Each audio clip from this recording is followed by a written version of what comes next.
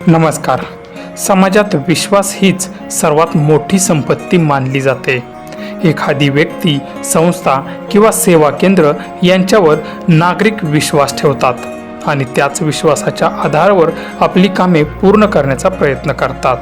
मात्र जेव्हा याच विश्वासाचा गैरफायदा घेतला जातो तेव्हा सामान्य माणूस एखाद्या सेवेसाठी पैसे खर्च करतो तेव्हा त्याला प्रामाणिक सेवा मिळेल अशी अपेक्षा असते. पण जेव्हा त्याच्या विश्वासाच्याच नावावर फसवणूक होते तेव्हा त्याचा फटका केवळ आर्थिकच नाही तर मानसिकदृष्ट्याही बसतो. आज विविध क्षेत्रांमध्ये फसवणुकीच्या घटना घडताना दिसत आहेत. कधी खोट्या आश्वासनांच्या माध्यमातून तर कधी नियमांची भीती दाखवून नागरिकांकडून पैसे उकळले जातात. अनेक वेळा लोकांना संपूर्ण माहिती नसल्याचा फायदा घेतला जातो.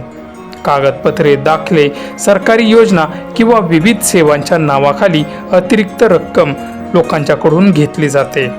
काही नागरिक आपलं काम अडू नये म्हणून शांत राहतात, तर काहींना आपली फसवणूक झाल्याचं मात्र खूप उशिरा लक्षात येतं. म्हणूनच अशा प्रकारांना नकळत अधिक बळ मिळतं.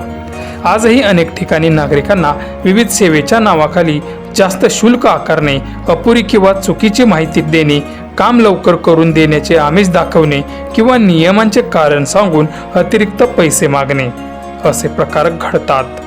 अशाच प्रकारचा एक व्हिडिओ सध्या सोशल मीडियावर मोठ्या प्रमाणात व्हायरल होत असून जनतेची फसवणूक कशी केली जाते हे पुढे व्हिडिओमध्ये तुम्ही बघाच. हे बघितलंय का? हे आहे आपल्यासारख्या सामान्य जनतेला सेतू सुविधा केंद्रावर कसं लुटलं जातं. 200, 300, कधी कधी 500 रुपये सुद्धा घेतले जातात एका दाखल्यासाठी.